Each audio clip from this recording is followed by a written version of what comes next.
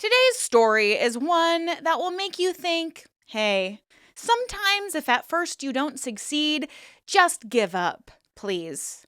For all of our sakes, just give up. Because the legend of the Fyre Festival has become the cautionary tale of the decade. It's a perfect storm of millennial influencer culture, extravagant promises, and disastrous reality. In 2017, entrepreneur Billy McFarland's ultra-luxury music festival collapsed in spectacular fashion, stranding attendees on a Bahamian island with cheese sandwiches and FEMA tents instead of the promised villas and gourmet meals. Years later, with McFarland now out of prison and touting a sequel that he's literally calling Fyre Festival II, the question has been raised: can the same fire burn us twice? So today we are going to jump into this fiasco. So sit back, relax, and take a deep breath. It's time to let the fresh air in.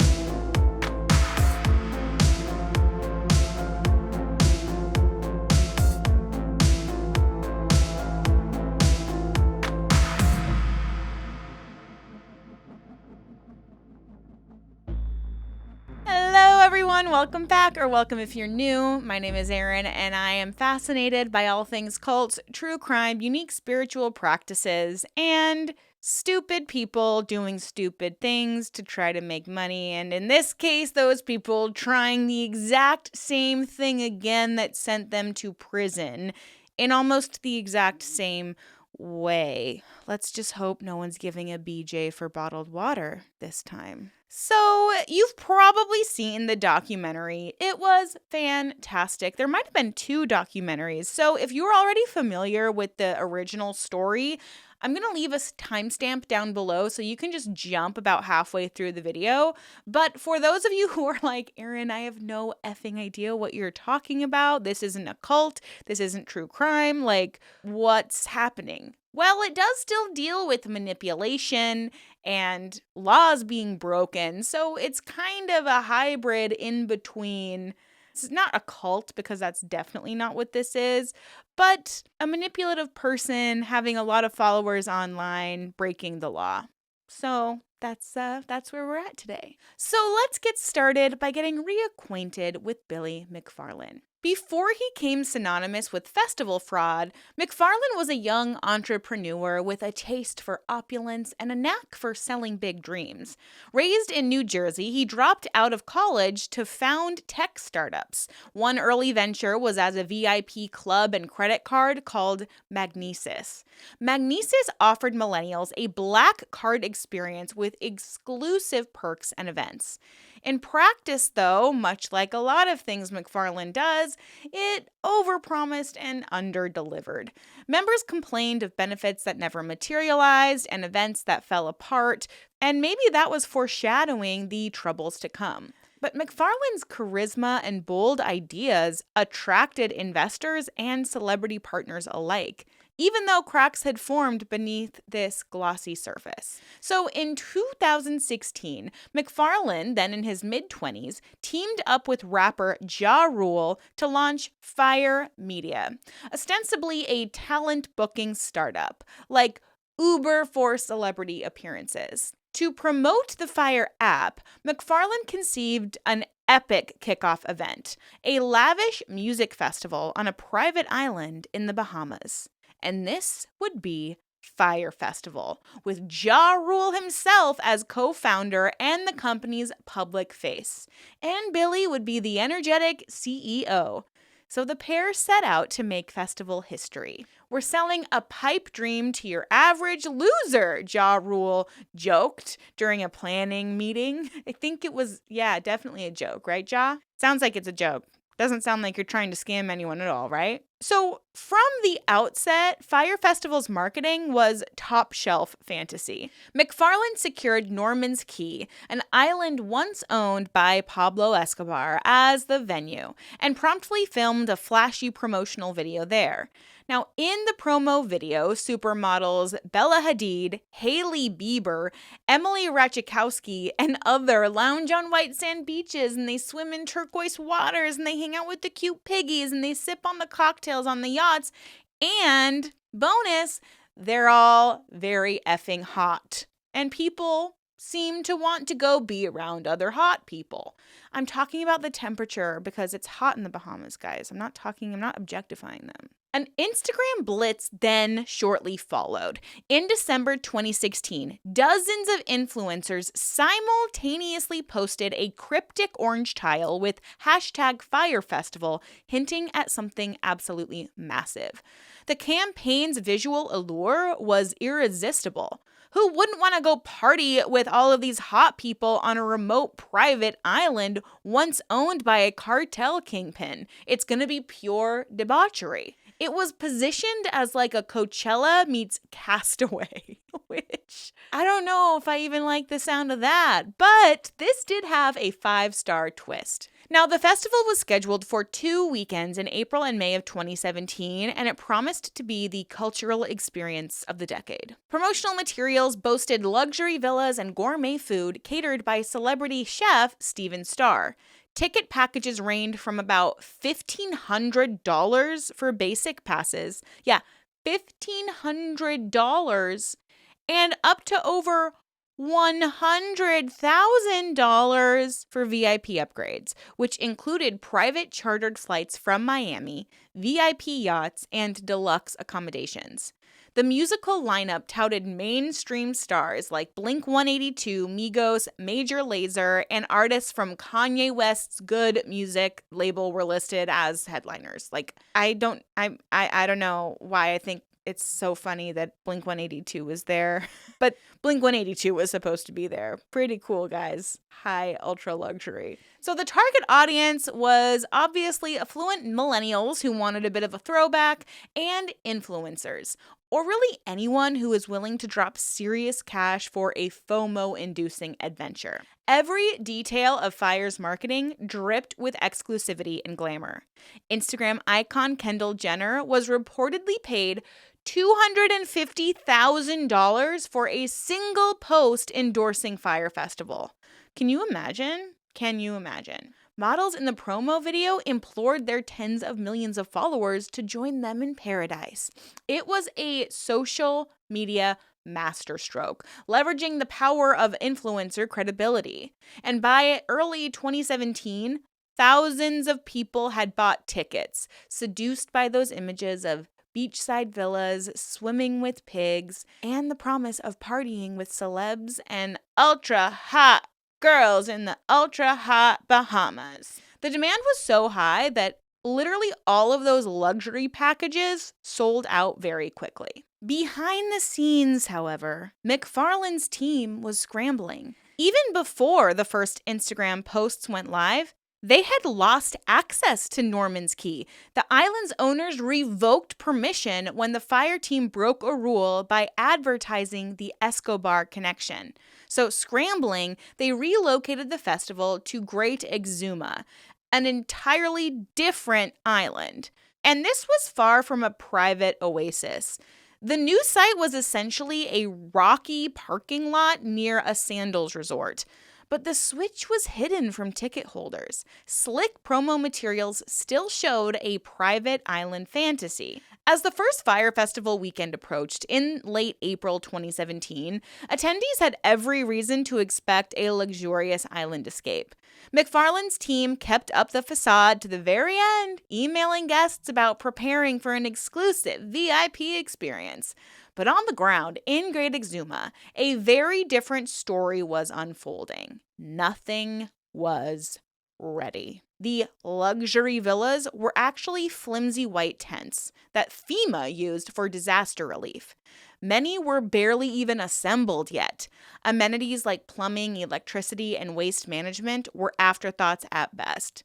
That fancy cuisine? The caterer had pulled out last minute. And in a last-ditch effort, local Bahamian restaurants were asked to provide mass meals, but there was nowhere near enough food or staff around. The headline musicians, well, Blink-182 did end up bailing out on the eve of the festival, sensing the disorganization, and other acts quietly canceled as well. So when the first festival goers began arriving on Great Eczema, confusion set in immediately. Instead of being greeted with champagne and a concierge, they were loaded onto school buses and driven to a gravel lot littered with pallets of unrefrigerated supplies. The sun was setting and there were no lights. Staff on site were overwhelmed and underinformed. Panicked attendees wandered rows and rows of identical white tents, realizing that this was the accommodation. Many tents were empty or had sopping wet mattresses inside because a rainstorm the night before had drenched absolutely everything and basically turned the campsite into mud. And the thing is, too, they were so unprepared for the massive amounts of people that were arriving that in the docuseries, there's this moment where basically Billy McFarland tells the staff to just bring them all to a bar. So they're all drinking and getting wasted. So then they go to this, what looks like some war zone survival site, and they just wreak havoc. I mean, it made me embarrassed to be an American millennial watching this because they were all of a sudden this I don't know if it's panic or survival mode set in, but there were people trying to steal each other's mattresses or pee on mattresses because they were afraid that they wouldn't get one. It was just what is going on? What is happening? Not to mention that some of the local businesses weren't even paid. One of the local restaurant owners said that she had lost her life savings because Billy never paid her for all of the last minute work that she was doing, and she still had to pay her staff. And she was worried she would never recover financially. But luckily, a GoFundMe was created, and I believe that she ended up getting all of that money back and more, thank goodness, because she was such a sweet lady. Now, the luggage. It was just thrown into a shipping container and then dumped onto the wet ground for people to just randomly rummage through in the dark. The promised luxury lockers for those valuables, they existed, but no one had provided locks, which is just another cruel joke. So desperate for food, these hungry guests finally were handed dinner in foam containers, and thus arrived the now infamous cheese sandwich. 2 limp wheat bread slices with a slice of processed cheese and a sad pile of lettuce and tomato on the side. No dressing, no gourmet flair. This was a far cry from the sushi and pig roast that had been advertised. One attendee, Trevor DeHaas, snapped a photo of this sorry meal and tweeted, "The dinner that at Fyre Festival promised us was catered by Steven Starr is literally bread, cheese, and salad with dressing." And the image was a stark visual of Fyre's broken promises. And obviously it went viral immediately. Within hours, Fyre Festival had gone from envy-inducing Instagram fodder to a global laughingstock. As night fell on the Fyre campsite, the scene descended into a chaos that guests likened to Lord of the Flies. There was no organized distribution of where to sleep. It was a free-for-all as attendees grabbed any tent that looked slightly drier or snagged stray mattresses for cushioning. And reports swirled of people raiding unopened boxes for toilet paper, chips, and alcohol. Some pranksters allegedly broke into tents or set others aside to hoard space. It was kind of like the Hunger Games, not really Coachella, is what one later lawsuit quipped about the conditions. Hundreds of young people who'd paid for paradise now felt trapped in a disaster relief camp without sufficient food, water, or information. And on social media, the schadenfreude was immediate and massive. By the first night, #FyreFraud and #FyreFail were trending worldwide. The internet just couldn't get enough of the absurd contrast. Those who'd spent thousands for a luxury festival were now essentially refugees of a Bahamian beach fiasco. Memes poured in, comparing scenes at Fyre Festival to everything from survivor challenges to a refugee crisis, albeit with designer clothes and smartphones. One widely shared tweet declared, "Fyre Festival looks like a high-budget horror movie where a bunch of influencers get picked off one by one." Yeah, it was that bad. Another joke. So it's basically the Fyre Festival attendees who are the real Hunger Game tributes. And by the next morning, Fyre Festival organizers officially announced that the event was canceled. Though by then, it was pretty obvious. Attendees, many of whom had only planned for a quick weekend jaunt, now frantically sought to get off the island. But flights back to Miami were scarce. Hundreds rushed to the tiny Eczema airport, creating a chaotic scene. At one point, a bottleneck of panicked people prompted airport staff to lock the doors, reportedly leaving some people in the overstuffed building without water or air conditioning overnight. It was the final indignity of the Fyre experience. Paying for a luxury concert and ending up locked in an airport like detainees. The fallout from Fyre Festival 2017 was swift and far-reaching. Within days of the festival's collapse, multiple class action lawsuits were filed in the U.S. seeking tens of millions in damages for fraud, breach of contract, and emotional distress. One $100 million lawsuit bluntly described Fyre Festival as nothing more than a get-rich-quick scam and likened the conditions to a disaster zone. Attendees weren't the only ones after McFarland either. Investors and vendors who had been stiffed also began legal action. The FBI opened up an investigation into Billy McFarland and Fyre Media, and by June 2017, just 2 months after the fiasco, McFarland was arrested and charged with wire fraud. Federal prosecutors laid out how Billy had lied to investors, falsifying documents, and inflating bank statements to raise money for Fyre Festival. In total, he had induced around $26 million of investments for the festivals and related ventures, money that seemingly went up in smoke. I mean, he basically kept finding investors to pay back the previous investors and then would make them a promise, but then have no money and then need more investors. And so what he kept trying to do, something they talked about in the docuseries, is they literally would be like, hey guys, put money on this fancy little wristband. And that's going to be what gets you all of your food and your merch while you're at the festival. There's not going to be any cash or card way to pay, so you have to load stuff up on this card. So send us your money now.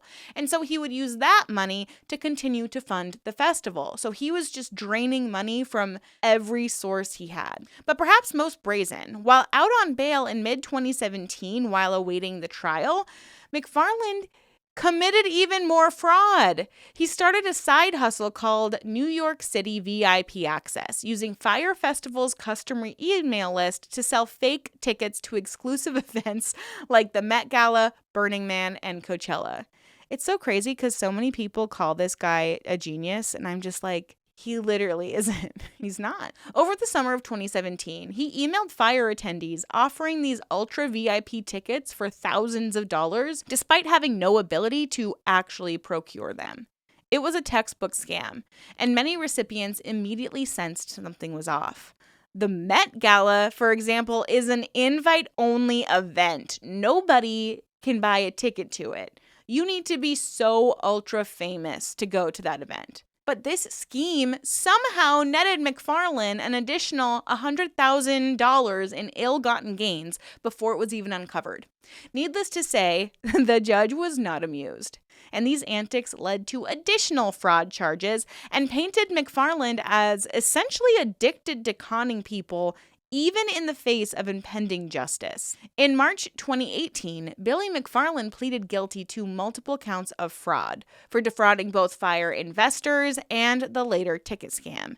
And in October 2018, he was sentenced to 6 years in federal prison.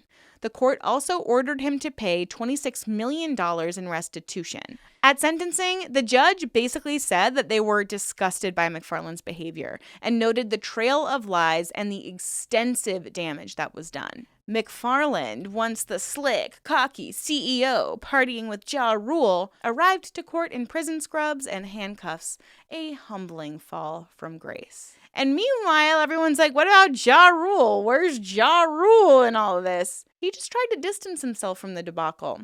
The rapper had been involved in Fyre's planning and promotion, at least peripherally, and was famously heard on a leaked conference call with Fyre staff saying, "It's not fraud, it's just false advertising," which is fraud. Ja Rule was named in some civil lawsuits by attendees, though he insisted that he was also scammed by Billy and had no knowledge of the fraudulent misinterpretations. In the end, Ja Rule was not criminally charged. By late 2019, he even tried to wash his hands of it by saying, "I too was hustled, scammed, bamboozled, hoodwinked," borrowing a famous line to claim that he was a victim and not a perpetrator. Okay, Ja. Many remained skeptical of that narrative, but legally, Ja Rule walked away relatively unscathed aside from reputational damage and plenty of public mockery. Other fallout included numerous settlements.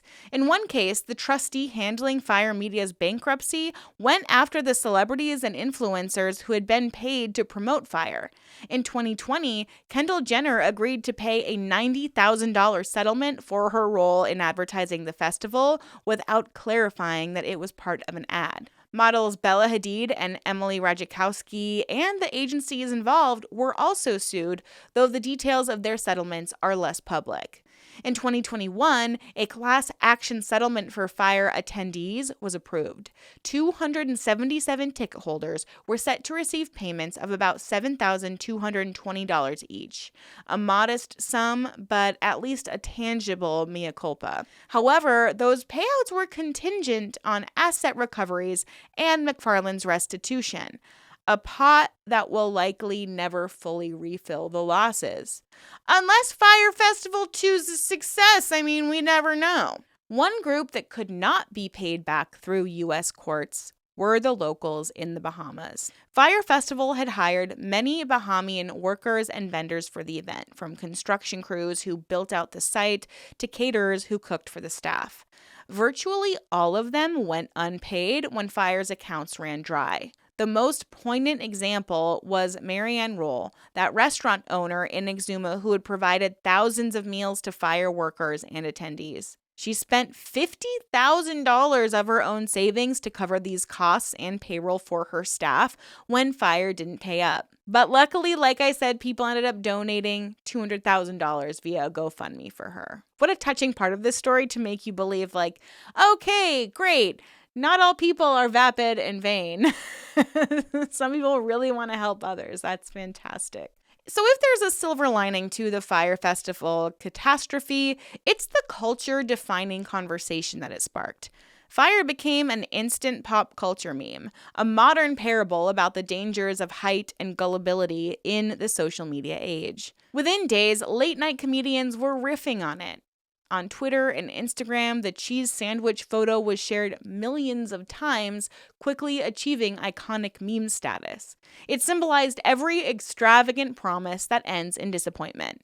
A perfect encapsulation of Instagram versus reality. People joked that the cheese sandwich should get its own Netflix special, or that it was the true headliner of the festival. But profoundly, Fyre Festival's implosion prompted a lot of debate. Some commentary took more of a mocking tone, like me, pointing out that many attendees were these wealthy millennials who willingly paid absurd sums for a VIP party simply because a celebrity told them to do it. As one viral comment put it, "No one deserved to be stranded, but it's hard to not chuckle at rich kids mistaking a scam for an exclusive getaway." The German Twitter account for Duolingo even quipped, "Cool, can't wait to go," in reply to news of a sequel. Fyre became shorthand for any overhyped flop. When a poorly organized event happened elsewhere, it was quickly dubbed Fyre Festival of the blank. The disaster was so juicy that it yielded not one, but two major documentaries in 2019. And in a highly unusual situation, Netflix and Hulu released competing Fyre Festival documentaries literally within days of each other. So you're probably wondering, okay, Erin, thanks for the review, but give me the juicy new scoop. Well, later Billy would say that all those years he spent behind bars became a time of reflection and plotting. In prison, McFarland wasn't exactly low profile. At one point, he got in trouble for recording portions of a tell-all podcast over the phone, aptly named Dumpster Fire, which earned him a stint in solitary confinement. According to McFarland, it was during 7 months in solitary that he wrote a comprehensive 50-page business plan for his post-release adventures. According to McFarland, it was during those 7 months in solitary that he wrote a comprehensive 50-page business plan for his post-release ventures. In that plan were ideas to leverage the infamy of Fyre into new opportunities. A potential second try at the festival, a media venture, maybe even a Broadway musical about the fiasco. It appears that rather than being chastened into obscurity, Billy was scheming a redemption arc, or at least a sequel. McFarland was released early from prison on March 30th, 2022, after serving just 4 years of his 6-year sentence. Good behavior and pandemic-related prison population reductions likely contributed to his early release. I mean, guys, come on, he's so well behaved. All he's doing is concocting his next scam while he's in jail. We should just send him back out to the streets, see what happens. He would be transferred to a halfway house and remain under house arrest until September 2022. Once free, the entrepreneur wasted no time getting back into the game, or at least back into the headlines. By late 2022, Billy began teasing a cryptic new project called Pyret, P-Y-R-T. On social media, he posted a bizarre video promising a treasure hunt in the Bahamas involving 99 bottles hidden across the islands. Yeah, he's like, I'm just gonna go back to the Bahamas since I'm so popular there. The plan was, he claimed, to invite participants to solve clues because there were messages in these bottles, so it would be turning the adventure into a reality show or a documentary. It was unclear if Pyret was meant to be a partial make good to the Bahamas, which he still owed money to, or just another publicity stunt. The Bahamian government, however, was in no mood for McFarland's return. Upon catching wind that the convicted scammer was plotting any kind of event in the Bahamas, the Deputy Prime Minister himself spoke out. In an official statement in late 2022, the Bahamian government declared McFarland persona non grata and stated that in no uncertain terms that no permit or approval would ever be granted for Billy McFarland in the Bahamas. They reminded the world that McFarland had left many Bahamians holding the bag in 2017 and he had never made amends. The message was clear. Fool them once, shame on Billy. There would be no Fyre Festival II on Bahamian soil. McFarland, for his part, issued public apologies to the people of the Bahamas and claimed that he intended to repay them. He said a portion of his future adventures, aka potential scams, would go to those owned. But who wants that dirty money? Probably not people that you previously scammed. I'm just going to scam other people to pay back the victims of my previous scam, and that'll be my life and everything will be fine. The damage has been done. So if Billy wanted to resurrect Fyre, he would have to do it elsewhere. Now to the sequel that no one asked for, Fyre Festival II. It's just so crazy that this is happening. So, in mid-2023, Billy McFarland formally announced Fyre Festival II, a sequel to the infamous event set for some time in the future. It's gonna happen sometime, guys. The news was met with widespread disbelief, eye rolls, and gallows humor. Was this guy serious? Oh yeah. He was. Now, he first teased the idea of Fyre 2 on social media in early 2023, tweeting that it was finally happening and even soliciting input. Tell me why you should be invited, as if he was doing fans a favor.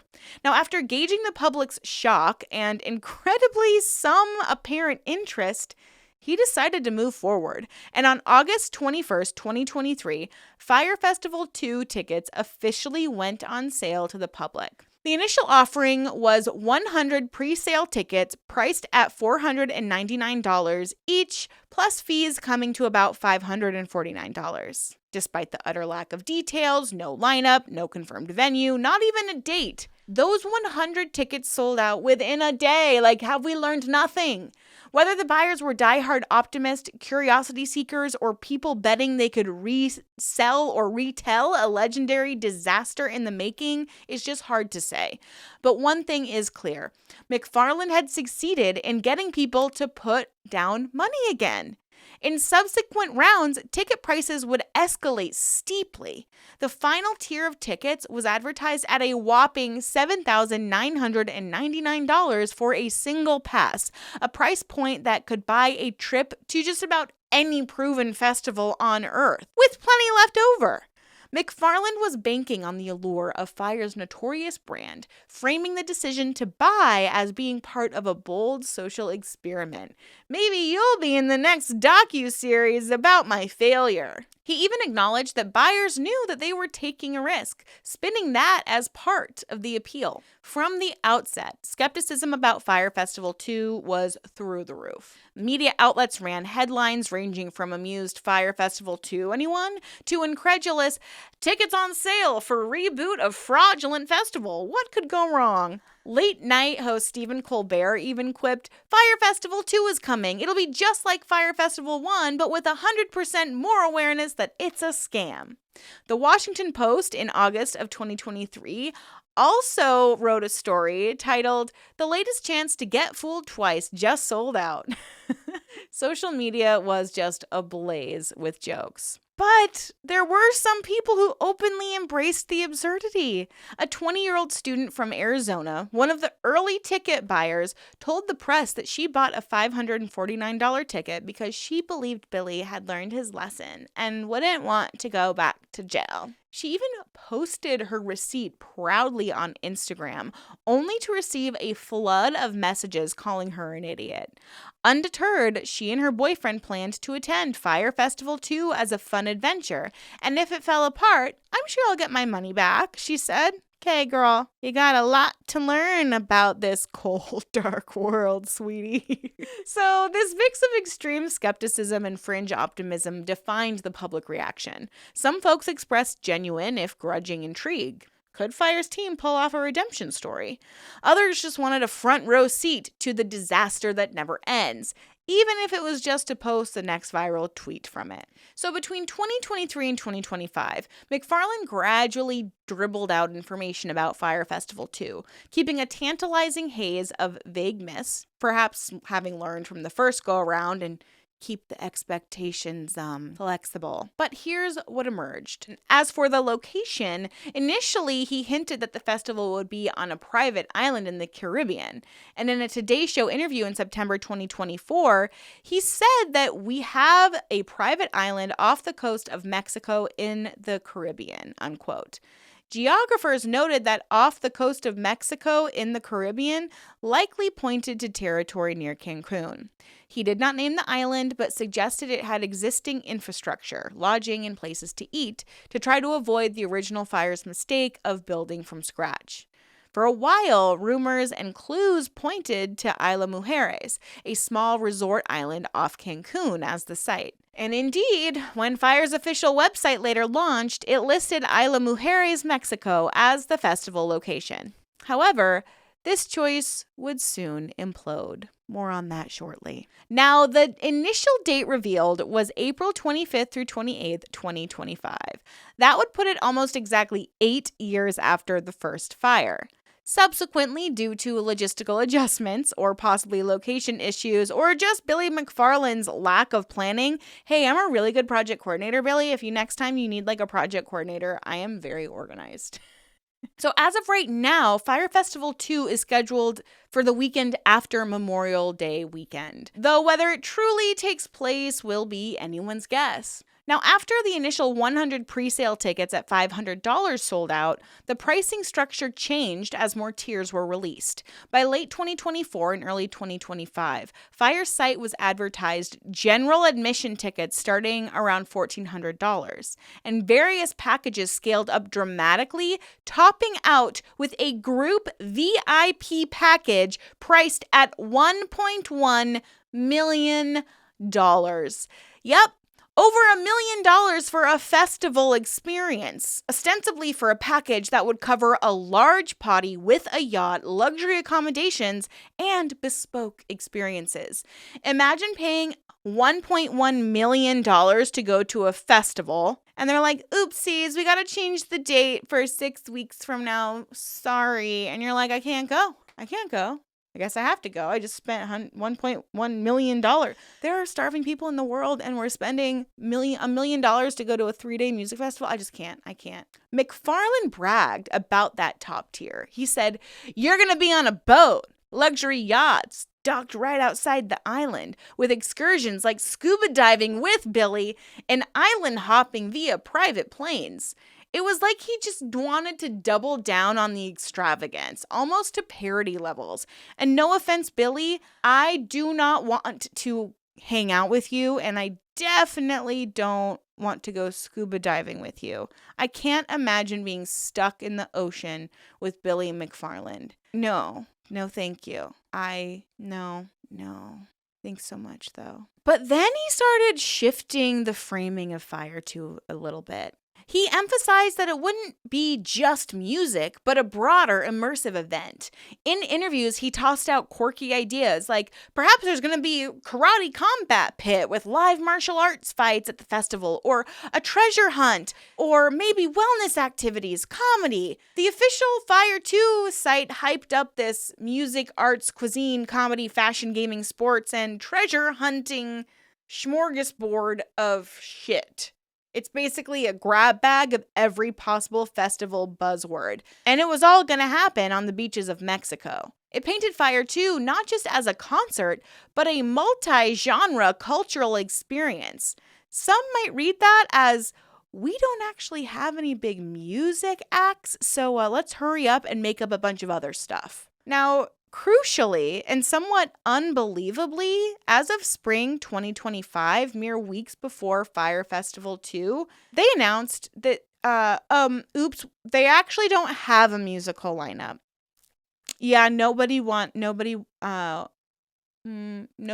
to play the festival. The music festival that people are spending millions of dollars to go to is like a funny joke. Nobody wants to perform at it. This fact was the biggest red flag to industry watchers. Typically, as festivals sell tickets on the strength of their artist roster. But here, people were just buying blindly, trusting a convicted scammer. Guys, come on. But he repeatedly promised that a lineup was coming, a Fyre lineup for Fyre. He claimed in early 2025 that there had been interest from talent and that an announcement was imminent. At one point, even saying that the entertainment lineup would drop in March 2025. The March came and went with crickets.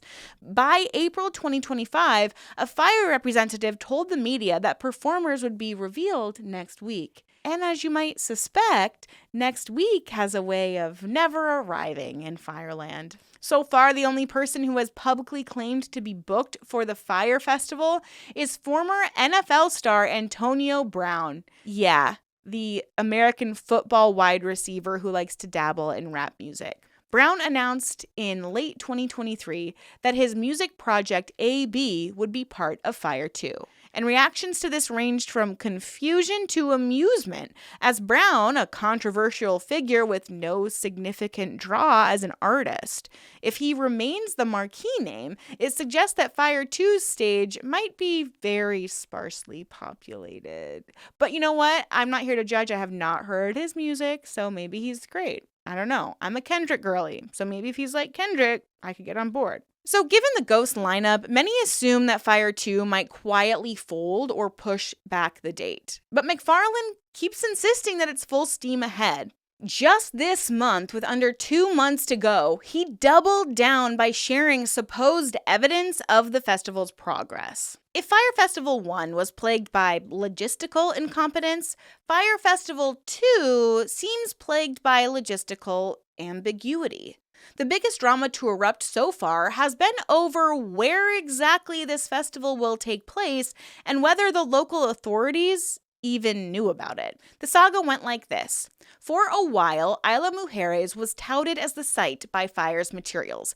Tickets went on sale, listing Isla Mujeres, and travel packages on the site even named hotels on the island where guests could stay. However, at the end of February 2025, when press coverage of Fyre II ramped up, officials on Isla Mujeres gave a collective, bewildered shrug.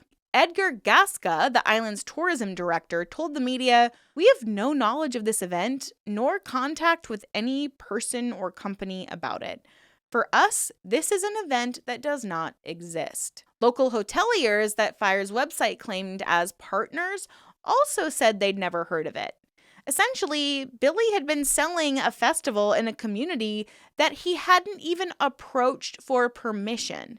A startling repeat for his ask for forgiveness, not permission ethos. The municipal president of Isla Mujeres, Antonia Gomez Recalde, publicly stated that she knew nothing more than what was online and warned that people might be trying to use the island's image without authorization. On March 1st, 2025, the local government issued a formal statement denying any permit or contract for Fyre Festival II, effectively saying, "Not here, folks." Now, embarrassed by this public debacle, McFarland, of course, pivoted. He swiftly announced, actually, Playa del Carmen. Playa del Carmen is where I mixed them up. On March 28th, 2025, Billy even held a press conference of sorts, claiming they had formed positive relationships with Playa del Carmen officials and that the team couldn't ask for a better group of people. He implied that everything was squared away. But in a comedic or predictable twist, the very next week, the Playa del Carmen authorities also cried foul. On April 3rd, 2025, the city of Playa del Carmen released a statement, translated via Rolling Stone, declaring, "Neither this event nor any event with its name will occur in our city." They went on to confirm that as of that date, no permits, no applications, or authorizations for Fyre Festival II had ever been filed in their municipality. In other words, McFarland's claims of working hand in glove with local officials since early March were, it appears, greatly exaggerated. Now, stung by a second public repudiation, McFarland tried to provide receipts. Literally. On April 4th, 2025, he and the Fyre account posted on Instagram a series of documents purporting to show permits and receipts of fees paid to the Playa del Carmen government. These included tourism and environmental permits dated in March, meant to prove Fyre's compliance. The accompanying caption insisted that any reports of not working with the government were, quote, "simply inaccurate and based on misinformation," unquote, claiming that Fyre had been a good partner and followed proper processes. Observers noticed that even if genuine, these permits looked like they were obtained only a few weeks prior, so they were cutting it incredibly close for a major festival with hundreds or thousands of attendees. And crucially, what kind of event did those permits actually allow? Investigative sleuths dug into the permit details, and the results were underwhelming. According to documents shared publicly, the permit secured was for a small-scale gathering, essentially a club night at a beach venue, not a massive festival. Specifically, the permit allowed a capacity of 250 people with no live music, only recorded playback via sound system in a defined time window from midnight to 4 a.m. In stark contrast, Fyre Festival II's marketing boasted of 1,800 attendees and multiple stages of live acts. In essence, McFarland's team might have gotten permission to throw a limited listening party at a Playa del Carmen beach club, which was later identified as Martina Beach Club, and they were spinning that as fully permitted approval for a multi-day festival extravaganza. This permit fiasco made it painfully clear that Fyre Festival II is on shaky ground. As of filming this video, with the clock ticking down, the festival still has no public lineup, has alienated 2 local governments, and has at best a permit for a glorified dance party of like 250 people. So luckily, ticket sales have halted and the ticketing partner removed Fyre II from its listings. And Billy still has not publicly canceled the event. He's in this bizarre PR limbo. He just keeps saying everything's fine, everything's proceeding as planned, just like last time. And what's even crazier is the same thing that happened at the first festival is happening now, with comments being like, hey, I haven't heard about the lineup. I'm not getting the information I need. Are the dates to the festival moved? And it's just like, guys, just count your losses, man. Count your losses. And of course, the public reception to Fyre Festival II's developments has been a mix of amusement, astonishment, and sheer skepticism. If the first Fyre Festival's undoing was a case of too many people believing the hype, the sequel's challenge is that almost no one does. Every announcement is met with a collective side-eye. Commentators have openly wondered if Fyre 2 is just a ploy, perhaps McFarland's attempt to grab some quick cash from ticket sales, knowing full well that the event will never materialize. Maybe he's trying to pay that restitution. But others think that McFarland might earnestly believe he can pull it off and redeem himself, which in a way is its own brand of delusion. In the end, the story of Fyre Festival and its unlikely sequel is equal parts tragedy and comedy. A modern farce that laid bare some uncomfortable truths about hype culture, only to have its chief jester try to run the show again. The original Fyre Festival has secured its place in legend as the greatest party that never happened, a $26 million mirage that dissolved into cold cheese sandwiches and lawsuits. Its aftermath gave us enduring images. Luxury seekers wrapped in blankets, a fed-up local restaurateur in tears, and a young founder in handcuffs facing the music. Just not the kind he promised. One would think that tale ended there, a very hard lesson learned. But then enters Fyre Festival II, and it feels like the punchline that just keeps on punching. The idea that McFarland would try again and that anyone would let him sounded like a joke. And perhaps it is in the grand scheme.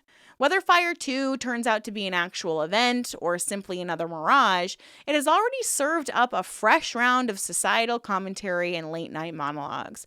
If by some miracle the festival does occur and even modestly succeeds, it would be the comeback of the century, and McFarland would achieve a rare feat of turning infamy back into fame. If it collapses or is quietly canceled, it will simply add another chapter to an already unparalleled case study in hubris. One can't help but appreciate the absurdity.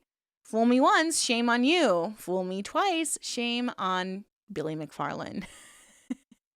Luckily, far fewer people seem inclined to be fooled this time, but the very attempt makes for kind of a captivating narrative. In a weird way, we're all attending Fyre Festival right now by watching it unfold in real time, chuckling and shaking our heads. It's kind of like the spectator sport of skepticism. So we'll close this saga for now. In his promotional push, Billy McFarland joked that at Fyre Festival II, they'd be serving cheese sandwiches, but really, really good and super expensive ones. And it was an attempt to own the joke, to say that we've learned and we have a sense of humor about it. Yay! Yet that comment perhaps best encapsulates the entire Fyre sequel endeavor, taking the very symbol of the first failure and trying to repackage it as a luxury item. But will anyone bite? The world will find out this summer, but until then, the flame of Fyre, equally parts cautionary ember and comedic spark, continues to flicker, reminding us that in the age of spectacle, truth can be stranger and funnier than fiction. And if you do decide to chase the Fyre dream the second time around, well, pack your own snacks. You never know when dinner might just be soggy bread and cheese again, served with a side of deja vu. Let me know, please, what you think about this video in the comments below. I know it's a lot different than some of the other videos I cover, but I just had to talk about it. I was obsessed with this documentary and the situation and all the nuances, and I just can't. I'm flabbergasted that it's happening again. So I'd love to hear your thoughts. Thank you guys so much. Stay safe out there. Ask questions and always stay skeptical. I will see you very soon. Bye.